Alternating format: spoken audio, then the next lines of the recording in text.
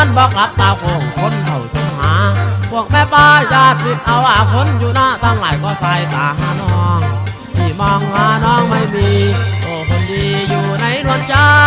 หรือว่าน้องลืมสัญญาในพบตบตาของหนุ่มกรุงไกลที่อยู่บ้านนาพงไพรยังฝากดวงใจไปถึงนวลจันทร์หันหลังให้เขาไปสาวอุ่นคืนมาบีบขอบคุณพี่บนบ้านแม่เพ็งฝ้าห้องเป่งชายเล็งคำจ่าอื่นไปหาสาวนาสู่บ้านนวลจันทร์เจ้ามาเจ็บเก้าพี่ไหนหน้าซอยพี่ก้อยเกือบปีแล้วน้องบ่มีต้องข่าวสารเบื่อแล้วคำมันนานเมื่อน้องนั้นปาดผากจากชอนสุดอาบ